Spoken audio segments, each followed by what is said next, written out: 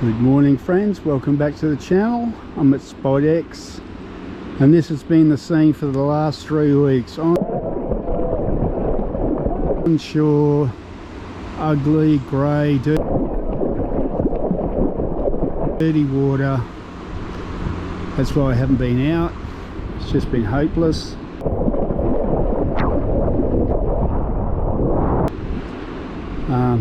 On this video I'm just going to put some old footage, a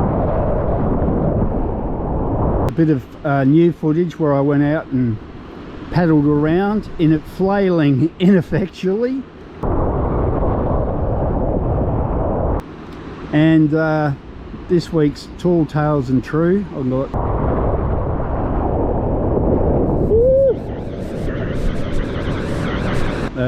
it's a bit of a story for you.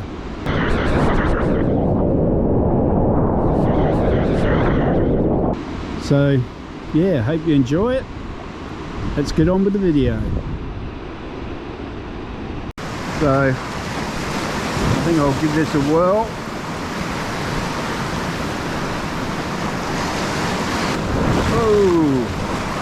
Oh crikey.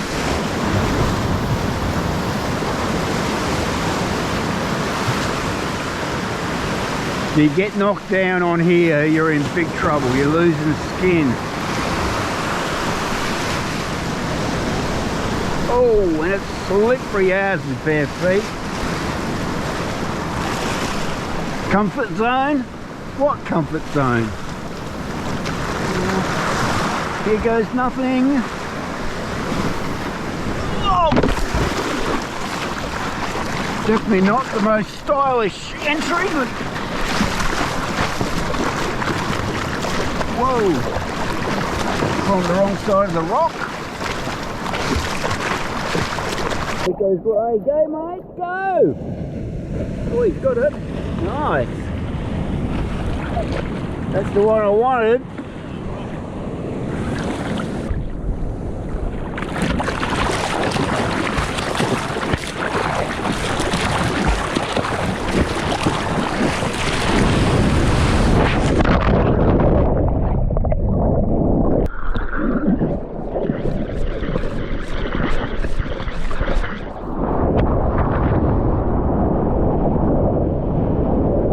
Together.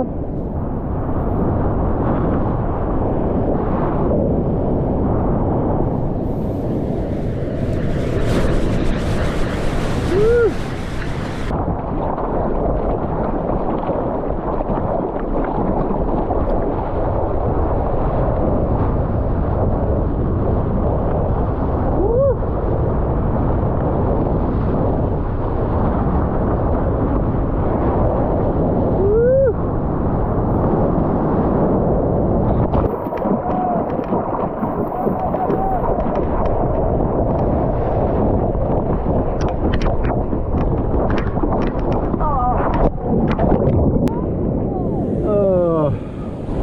Just not my day. No, you've got an absolute awful. I couldn't get to my feet though. No, but I was sick. You were pulling across the line. Did you hear me go? Go! Yeah, everybody's been cheering me on. I'm just getting over the flu. I'm starting to shiver now.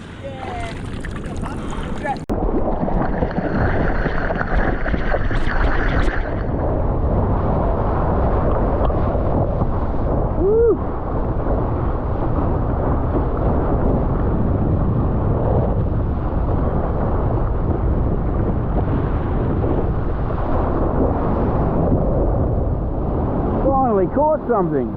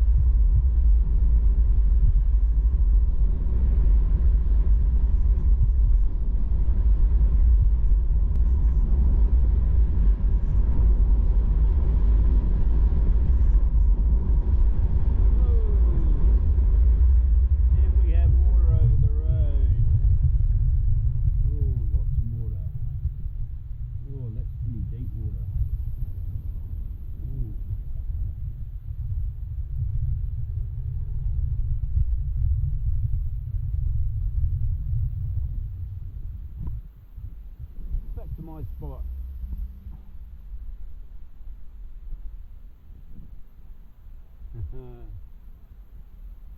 Somebody's very excited.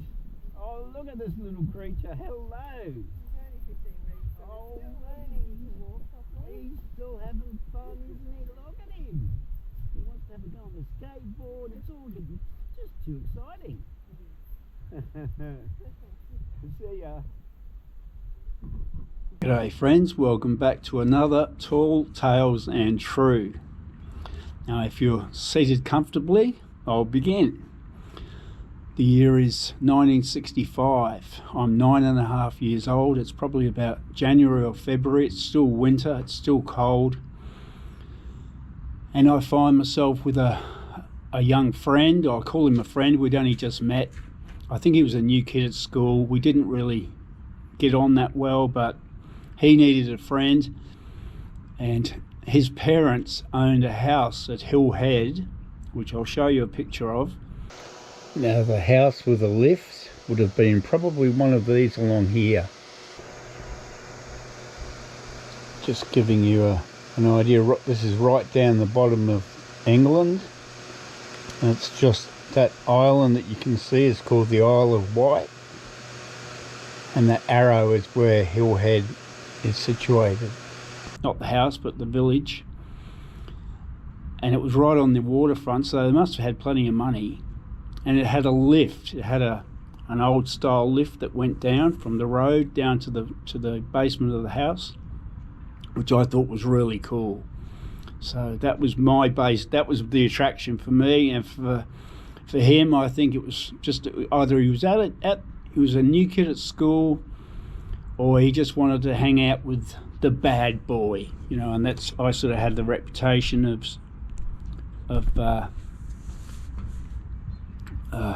being, well, put it this way, my very first school report said Martin has an uncanny knack of getting other little boys into trouble. So that'll give you a pretty fair indication of what I was like as a kid. Anyway, on this particular day we were riding our bikes. We had on duffel coats. Okay, that's about as close as I can come up with for one of the old style duffel coats with the hood. Very loose fitting, and that the whole idea was that you could wear a lot of clothing underneath it and it would still be comfortable, so they were a very loose fit, and that was probably what saved our lives. See, if they're like a hooded long coat that you wear in winter, and they've got wooden toggles with pockets. This has quite a large bearing on this story, so bear with me. I'll try and show you a picture of a duffel coat in case you have no idea what I'm talking about. Anyway, we're riding around. We went over the Haven. There's this. That's a picture of the Haven. That's Hill Head. That's where I spent most of my days fishing as a kid. Bridge where that goes over the River Mearn. And we ended up going down to the beach right at the end of the road. There's a road that sort of curves around, and we ended up on the beach, and it was starting to rain. There was nothing much to do, and I had this bright idea of going up to this not sandstone, it's like compacted wet sand cliff. I'll show you a picture of it. That's probably the best photo I can find. If you look to the top of the picture, or it would actually be east along that beach where the vegetation is. That's probably about the side of where we dug our cave. The place where it actually happened, where I recall it happened, is now, according to Google Maps, it's completely overgrown. So I'll show you a spot that looked as it did back then. Anyway, we went up to the base of the cliff and got a couple of pieces of driftwood and started hacking out a cave out of the side of this compacted sand. And one of us would dig, and the other one would sort of get between their on their hands and knees and throw the sand out between their legs to get, and it just made it bigger and bigger. And after about an hour and a half, we had a little cave that you could comfortably sit in out of the rain. I think I had a packed lunch. My mum gave me some sandwiches that were stuck in the pocket of the coat, and a little bottle of drink, and we sat in our little cave having a bit of a picnic, which was fine until the roof caved in. I don't know how many tons of sand came down, but completely buried us. I'm laying on. I got knocked flat. We both got knocked flat. We were sitting up. We both got knocked onto our sides. The hood of my duffel coat came off. My face was jammed into the sand. I had it. It was in my eyes, in my ears. It was in my throat. Dry sand, like cake sand in your throat. I couldn't breathe. Panic was, and the weight of the sand bearing down on us was just unbearable. Like, it was so difficult to breathe. Just to try and raise your chest up enough to get a breath was really difficult. Anyway, I started to wriggle and tried to worm my way out. And luckily I had this duffel coat on, big, loose, heavy duffel coat. And slowly I've managed to inch my way out of the duffel coat, leaving the coat behind, kicked my legs free, and managed to drag myself out of this cave. And David is still buried. I could hear his muffled cries. I could hear him going, but that's all I could hear. I couldn't talk because of the sand in my throat. And anyway, I dragged myself out a few metres away. It was raining quite heavily now. I had no coat on. I was starting to shiver. I was trying to claw the sand out of my eyes and nose. I'm trying to cough up the sand out of my throat, but I couldn't. And David was still trapped. He couldn't even see his legs. And I just had this huge fear of going back in there to help him. I remember just the terror of the idea of having to go back in there and then get buried alive again was just overwhelming. And this little voice in my head, when I'm sitting there looking at him, looking at the cave, this little voice in my head said something along the lines of, "Nobody will blame you. You're only 9 years old. Just go and get help and let it sort itself out. You got yourself out. It's up to him to get himself out." You know, and I thought to myself, being the coward and not a hero, I thought that makes sense. I sat there for a couple of seconds more, and another voice came into my head, a different voice. And it said something along the lines of, "If you go now, if you leave him to die, if you let him suffocate, you'll never live it down. You'll never be able to forgive yourself, and it will ruin your life." Now, back in those days, all the movies were about either cowboys and Indians or war movies. All the comics I used to read were about heroes, you know, charging machine gun nests single-handedly and saving their friends without a thought to their own safety. And these were the sorts of comics that I was reading at the age of 9. I had hundreds of them. And I thought, well, that isn't me. I'm not a hero. I'm too terrified to do anything. But that voice made me realise that I had to do something. So I raced back into the cave, started digging him out, and slowly we managed to get him out too. Like, he wriggled his way out of his duffel coat, and I eventually got him out. We both sat in the sand, coughing and spluttering, or shingle actually, the beach. And after he'd sort of regained his senses and stopped coughing, and his eyes were bright red, he had all snot down his face, his pants had half been dragged off. We'd both lost one shoe each. It was pretty traumatic. And he didn't say a word. He just glared at me. He just looked at me with this look of contempt, because he knew how close I'd come to leaving him there to die. And he got up and turned and walked away. And I just sat there and watched him go, and I don't think we ever spoke again, to my knowledge. I can't remember anyway. I'm pretty sure I never went to his house. I don't know whether he told his parents or not, because his parents never came to my house, which is what I was dreading. I thought, because I didn't tell my parents. I got into a lot of trouble about losing my coat.